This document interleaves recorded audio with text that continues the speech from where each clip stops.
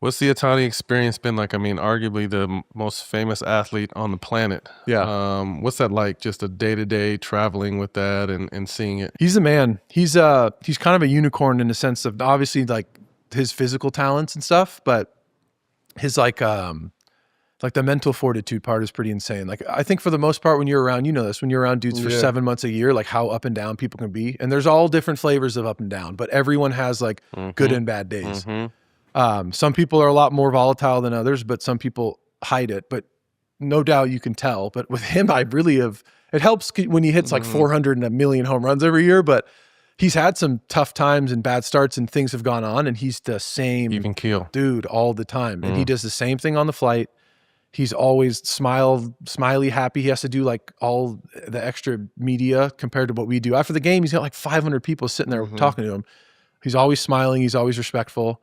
And he's just like, it's crazy. Like he sits on the flights no matter how long they are and he reads comic books. It's crazy. Like he doesn't look at like electronic screen. He does like, it's like perfect. It's crazy. He just reads comic books and sleeps like so much. I'll ask him how many hours of sleep he gets. He's like 11 hours, like no problem. That's part of the culture. I guess I want to learn. It's crazy. I remember being teammates with him. I played with him with the Angels when he was a rookie. Oh yeah. And seeing his ability to make adjustments, never get down on himself. Like is this inner confidence of knowing everything is going to work out. Like things that you would tell your boy, like, you know, you're going to be fine. You know, it's like he knows that. Yeah. And he decides early in the season, all right, who am I going to be this year? If he has Tommy John and he know he won't be able to pitch, all right, I'm going to be a slugger, steal a bunch of bases, a stolen base guy. Yeah. All right, well, this year I'm going to pitch. All right, I'll take it back on the stolen bases. I'll, be able to mix and match, do this. But to see somebody have to balance out the workload of locking in and all the work that goes into it being a starting pitcher and flip it on as soon as he gets through the inning, he has to turn it on and go to the bat rack, get his helmet, get his bat, and be locked in for one of the nastiest pitchers in the game because everybody's discussing these days. Yeah. Like, how do you feel like he's able to manage the mental workload that comes with it and have some level of personal life, or do you just not have a personal life? I don't know. You have to ask him. I'm not sure what his personal. I mean, he's married as a kid. Like he loves his dog, and his dog is well trained. So clearly, there's some time spent there. So like, but I don't know. Making bread too. I think it's sleeping comic books. I don't know. Like I don't know what else he's doing, but he just seems. I don't know. I don't know like what he does all the time at home, but he's always chilling on the road and just hanging out. And I'm not quite sure everything, but I think for the two most obvious things are like the sleep, I think. Welcome back. Another episode of All the Smoke Dugout with my man CY. Let's do it. Running through him today. We're running through him. Let's go. Man, I'm in LA, so I get a chance to see this guy's greatness. 2 World Series championships. Yeah. Welcome to the show, Tyler Glasnow. Thank you, man. Appreciate it. Thanks for having me on. No, I'm a big thank fan. you. Like watching Appreciate it that. Let's do it. You guys were just talking, and obviously I've been on teams that, you know, I was on the Lakers when they had won 2 and we were going for 3. I mean, you guys in LA are playing for rings. With such a long season, what is your approach? Because again, on the basketball side, we play 82, you guys play 162. What is the approach on a team that knows that when it's all said and done, we're going to be playing in October, most likely, fingers crossed, but is your approach any different coming into seasons than it has been on other teams? I think so, for sure. Like early when I was at the Rays, it was more about, I feel like I had to kind of not carry the load, but you want to go in and do a full season and you have like that. I want to hit the 200 Check inning the mark, boxes. and you want to go in and do all that and like have your like the personal accolades and then be in a good position to go into playoffs. But I think with the Dodgers, like I've had injury history in the past and like it's been like the 162 has always been a grind. But I think going in, I think their strategy has been more like, let's prioritize later in the season. It doesn't mean like, let's not have you pitch for no reason, but it's like if things aren't feeling great or you're trying to iron some stuff out, let's just prioritize like the last 2 months and then head into the postseason. Because last year I did really well in the beginning of the season and I couldn't participate in the postseason and it was like, kills you. Yeah. So it was this last year I got hurt in the beginning and they were like, the silver lining is you'll be healthy by the time we go in the postseason. And it was like, I was feeling good, feeling healthy, and I got to participate. So there is a little bit of load management in baseball? Oh yeah. Well, it is now. If you're a starting pitcher for the Dodgers, there's a load management. But I guess how tough is that on the mental to be able to shift to that? Because in Tampa, like I know you had your fair share of injuries, but the mentality is for a starting pitcher, go out there, I'm trying to get 200 innings. I'm trying to get 160, 170 innings, whatever it may be. Yeah. And then it's like you found the perfect home for yourself from the injury history that you had, from what the team really needed, knowing you're going to be in the postseason and how dominant you can be in the World Series, and how us having Tyler Glasnow could win us a World Series and the value of that. So tell us about the process of when the Dodgers even approached you and how you felt like this would be a perfect fit for you. Yeah, I think that's the hardest part for me. Like, I never want to hear, and I haven't had, the Dodgers haven't like come up to me at all at any point and been like, hey, let's slow it down. It just kind of like things happened organically, and it's like I would get hurt, and it's like, hey, let's try to have you map it out to where it just so happened to where I'd be in the postseason. But I think I'm in that in-between part of like coming up with like the old school guys mixed in with the new school. And like, I still have it very much in my brain that like, I don't want to go slower than I want to throw 200 innings. And like, I want to do it as much as I possibly can. And like, I think with injuries comes lessons, and it's like, I can take that and I can learn, and I can put all the stuff I've learned together to string out a season of like 200 isn't really a thing dudes do anymore, like 185, but that's still like, I really want to do that. And I think like learning how to pitch and learning myself and learning like the recovery stuff, which the Dodgers have been great with, it's like something I don't want to have to like slow it down. But if it does happen, it's the best place to be. Like if say it doesn't go a full season, you are at a place where like I'm in the best position to compete well in the postseason. So if it doesn't work out, if anything happens and I don't feel great, I can build up and just be ready to go in the postseason. But yeah, it's the best place to be. And as far as going to the Dodgers, I was there on a trade, and then I got to sign an extension later. And it's my hometown team, so it was like a no-brainer. I knew that they wanted to do something, and I was like, so do I. Santa Clarita? Yeah. Okay, I just moved up to Porter Ranch. I was in Encino, but Santa Cruz is like 15 minutes from us. My sons play football up in that way. Oh, nice. Where do they play? Oh man, they're like in they're Calabasas, but we always have games in Santa Clarita. It's huge football up there. Yeah. You and my wife went to the same high school. Really? Very different years. She went to Hart? Don't think you know her. I was going to be like, what year? But if you don't want we don't need to. None of that's happening around here. Exactly. Believe that. Yeah. So go ahead and throw it out there. There you go. But let's relive the World Series just a little bit before we move on to this year. What stands out to me? The conversation was Yamamoto, which he deserves it, pitching back-to-back games. But you were right there with him. Absolutely. Even though it was only 3 pitches, it had to be the highest stress 3 pitches of your life. Going to the 9th inning, game 6, up 3-1. Sasaki's in the game. I'm just painting the picture for everybody. Yeah, Sasaki's in the game. I remember Alejandro Kirk hitting with an 0-2 count, gets hit by a pitch. Barger gets the craziest ground rule double that I've ever seen in my life. Yeah. And you, starting pitcher, Tyler Glasnow, has to now enter in a situation that has to be the worst for even a guy who's been a bullpen guy for his entire life. Yeah, it was definitely wild, because the beginning of the game, I had gone in, I'm like, okay, I'm ready to go game 6. Like it's if we lose a game, we're gone. So it's like, clearly I'm going to go to the bullpen regardless, like at some point. But I was starting game 7, and then you're like looking while it's happening. In the beginning of the game, I'm in the dugout still, just kind of like marinating in the clubhouse, just doing whatever I got to do. We're sitting there. We have like, it's the first or second inning, and I'm kind of hanging out around there. I didn't think I'd come in till later in the game. And then I think Mark came up to me. He's like, all right, you gonna go down there? I'm like, I'll go down there. And then I head down there. I do what I got to do. I do my routine, but like there's no part of me that was really like, I'm going to pitch in this game.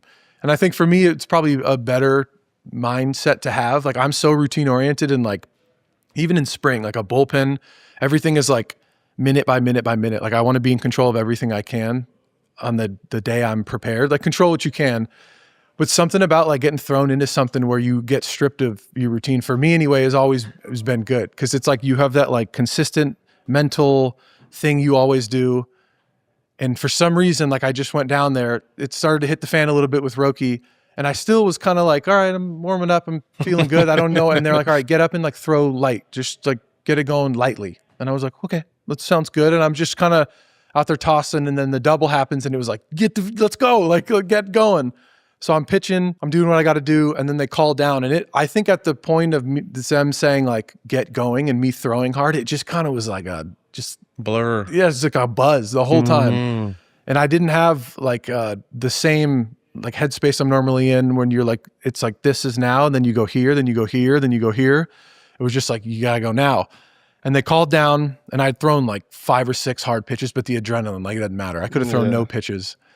They called down, and I remember walking out of that bullpen, and it's like that little L-shaped staircase, and I remember like hitting the corner and knowing that like no one can really see you, and I just fucking cheesed so hard. I was smiling, like I wasn't nervous. It was just such a weird, like crazy situation to be thrown in that it was like, I mean, this is insane. And I was so excited for some reason. I'm walking down the staircase, and like the Toronto fans were just talking mad shit like, the whole time. I always wonder, like, what kind of, they're yelling anything they can, right? Well, you take a guess. I had long hair. They're like, cut your hair, you girl. Like anything you can think of. They're just talking shit, talking about your wife and your mom, whatever you got. And I for one, I kind of, if it's like funny shit talking, I don't know if I can cuss, but if it's funny, I appreciate it. I like definitely it. cuss. I kind of like it. But if it's just like, there's lame no, shit. it's like, that's fucking, like, I feel like people around them too in the stands are like, that's not even funny. But they were talking mad shit, and I hit the corner, and I was like really cheesing, like smiling. And then no one said anything. They were like, oh shit, like he looks comfortable.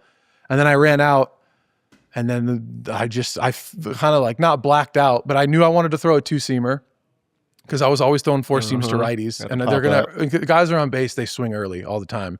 So I get something in, it was a pop-up. And then I threw an awful curveball, and then another 2-seam that ran across the plate, and then it was a double play. Kike comes up, sick defensive play. Miggy with the pick, and then I'm like, I always remember I remember Miggy's reaction on the crazy game in double play. Yeah, I remember Kike's clearly, and they showed some people on the bench, but I never saw your reaction. What was your reaction right there in the moment? I didn't have one because he throws the ball to second. And my immediate thought was like, don't adrenaline dump right now because they could challenge this and they could be safe. And it looked so close that like I had the double in my mind. They had the double play, or not the double play. He caught the ball. I was like, all right, cool, 2 outs. And I didn't see how far he was off a second. And then he threw the ball in, and I was like, what are you doing? And then he got him at third. He called him out, and I just was like, all right, chill out. I don't want to like do anything yet because they could reverse it. All right, take us through this real quick right here. That's the trash curveball. That was the second pitch. Back is when we had the first out. The first pitch. Yeah. So it was the trash curveball. I'm late. I'm like, damn. So I know I want to throw a 2-seam. The 4-seam wasn't feeling that good, and the 2-seam was feeling better. So I think I shake to it, or Will calls it. Runs across the plate. He breaks his bat, catches it, throws it. I'm like, what are you doing? I'm like, oh, that's what you're doing. What a dig. It's crazy. Catches it. They're freaking out. They're going nuts. And I think my only reaction is just like this. They showed me on the thing, and I'm just like, out. Like, I don't really do anything. In this moment, did y'all feel like we just won the World Series? I remember just being like, this is absolutely incredible. But still, at this point, I'm like, I don't want to think anything because they could challenge. And then once they challenge, I was like, holy. Then it became this like instant stress relief, go in. This is where baseball IQ is through the roof. Like, Kike knows to play more shallow on his own. Like, the scout report is going to have him playing much deeper than he's playing right here. Yeah. But you know who's on the mound. You know his arsenal. You know who's hitting. You just take a chance in the moment, like one of them gut feelings that you have in the middle of the game. Say, I'm going to go with it. Play shallow. Miggy with the amazing pick. Miggy had an amazing pick here, and then an amazing play in Game 7. Yep. The fact that y'all go to Game 7 after this, and you're back on the mound again in Game 7 and got to give them a couple innings. Yeah. What was the thought process of, y'all were down that game too? Yeah. Like, it looked like, honestly, Toronto looked like they were playing a better brand of baseball than y'all were. Yeah. All the way up until that mistake there by Barger and a couple base running mixed cues in Game 7. Yeah, I think it was just a little mistakes that it came down to. Like, I think every like momentum shifting opportunity, we took advantage of it and made the plays. And I think there was just a couple little things that if they were done differently, I think the result probably would have been a little different. I'd never gone back to back, but I think like with the adrenaline of the World Series, like you don't feel anything. And like, Yamamoto just went out there and exactly. did it. So it's like, what am I? Yeah. How can a pitcher be like, do nothing? Yeah, exactly. Hey, so Dave, I'm not good. I know Yamamoto's exactly. good, but yeah, like I'm not feeling great today, but I felt great, and I think a lot of people too. If you talk to a lot of pitchers, like if you have a heavy workload, the next day your body's still very much like loose and normal, and then the next day when you feel you're sore. So like the back to back, I'm like, all right, this is fine. It's more about like the 2 days after when everything starts to tighten up again. So I felt totally normal. Do you feel the aura of just greatness of your guys' pitching staff? I mean, your guys' rotations is incredible. I mean, do you kind of just feel that and have that confidence as a staff? I think so, for sure. I think we dealt with some like untimely injuries and stuff, but I think once we got together as a whole later in the season, we were like, as far as like most of the starting staff rotation stats go, we were leading all of them. And I think once we got on that roll, and I think just signing dudes and like knowing on the team, like you sit down and you think about who we've assembled, it's like there's a lot of confidence there for sure. And like you feed off one another, and it's been great. Yamamoto got you on his workout plan yet? Not yet. I've messed around, and he's got this dude Yada Sensei, and they do the craziest things in the weight room. They showed it. I don't forgot. Wild. When did they show it? Leading into the playoffs or in the playoffs? He's throwing like javelins out there. He does it all, Just man. the shit. Yeah. He's It's throwing all this and crazy. with the big, but like, you guys kind of sitting back and watch like, oh, it worked. Like, have you? I think so. I worked with him a little bit with like the mobility stuff and everything. And like, I do some of that stuff, but not obviously as in depth as he does. But it makes you wonder, and it makes people, like if I'm a kid right now and I'm watching the game, it's like, all right, there's so much like heavy lifting involved. And I think that's a huge thing for, especially if you're a small kid and you need to gain mass. Like if you look at any successful pitcher or like the spreadsheets of who succeeds in the big leagues as a pitcher, it's like you're generally like 6 foot or above. And if you're not, you weigh 200 pounds and above. So it's a very heavy emphasis on like weightlifting and like moving weights quickly and all that stuff. But then you look at a guy like Yamamoto, and he's not in any of those categories. He throws 100, and he's just doing like, it's just this calisthenic holds strong. And you look at him, he doesn't look strong or yoked or anything, but his like tissue is just incredibly strong. And it makes you wonder, like if you can somehow blend these two and find what you need. What kind of part? Oof. I think that's a great point you make, because I think about, I mean, I played with Ichiro, I played with Japanese, I played with Metsu, I played with Japanese players, and now you have a staff that's had Yamamoto, Ohtani, and then you have Snell, yourself, you had Kershaw last year. Like all of you guys, although like you and Ohtani may have some similarities, y'all are very different to me. As a hitter, if I were facing y'all, I'm going in with completely different plans. Yeah. How much are y'all able to bounce things off of each other? Or is it, we just brought all these great guys to one place that already know exactly how they want to go through their process, and is not as much of that going on? I think for the most part, I bounce ideas off of a lot of, I think the most like constructive time within baseball is like the dugout. Whenever you get like any sort of off time, or if I'm like thinking I'm sitting there, I'm not playing, and I see Snell or whoever's sitting there and I have a question, you kind of talk during the game, especially Kershaw. I would talk to him a lot about certain stuff. But you do realize the more questions you ask people, like how unique everyone is. And I realized too, if you came up in an organization through the minor leagues with someone, you're a lot more similar to that batch of people than you are when you come from, because if I came over in year 6 and you've done so many different coaches and you learn this, you messed up this way, so you readjust this way. And like, you've got this whole different trajectory of who you, or how you've become the athlete you've become. And so when you compare and contrast with other people, you go, okay, does this work for you? Like this thing works for me. Does it work for you? And they're like, I don't know what you're talking about. It's just such a whole different like ecosystem of things that you've learned. But you can find similarities in things, or if something really does feel off, you can be like, what do you do here? And you can get ideas. But for the most part, it's really insane how different everyone is, because you overlay people's mechanics, and like it's not one person throws the same. What are some of the tricks of the trade that you feel like American pitchers could take from Japanese pitchers and vice versa? Culturally as a whole, I think it even like transcends baseball in a sense of like, it's not all about like brute force and like just go like harder. Because like that Western culture, I guess, or whatever it is, like growing up for me, it was always like more is more all the time. Like you're sore, work out more. It's like you feel, it's like I just still more. live by that. I know, it's what I'm saying. It's like, it's kind of that thing that I've always leaned on, to where like if I'm struggling with anything, it's like, well, just go run 5 miles and like just sweat it out and get an endorphin rush and like do more and more. And then you get older and you realize like that's just not the way to go. And like it's like the recovery aspect, you can still have that, but I think it takes just as much like mental fortitude to be like, I want to go do this right now and like move this way, but it's probably, it's easier for me to go do that than it is for me to sit here and just stew in whatever it is I'm trying to deal with. Right. And I think the Japanese side is almost the opposite of that, where nothing, it's all very like, even if I see like manual therapy stuff in the weight room or in the training room, it's like they're getting worked on like every day for a couple hours. Like their tissue is soft. They're like, it's like Play-Doh, but it's strong under the Play-Doh. And like, when I'm not feeling good, you can like physically feel how stiff certain parts are. You know what I'm saying? Like, and they've just been they're just like Wagyu beef. Everything is just so And there was a time it soft. was frowned upon if we were doing that. Exactly. really? Yeah. So like if I were the exactly. young player and I went in, Oh, you weren't and I'm- allowed. You Am weren't I allowed on to the get on the training table. table for 2 Oh, hours, yeah, guys? you can't that get on died it. so hard, and it's still on some places. Like if you're in there for 10 minutes, like get out of here, rookie. Yeah. Like you're 22. What do you need to be in here Yeah. for? Type of mentality, and they do that mixed with like the calisthenic hold, so they're getting both best of both worlds. But they just move so fluidly. You compare the like mechanics of people in Japan and then people of the US, it's like that collect the flow up here and then they relax and they go down. And like so much of the new age weighted ball American stuff, it looks painful. Like it's not right or wrong. It's just Right. like, there's got to be like a fine line, like a middle ground.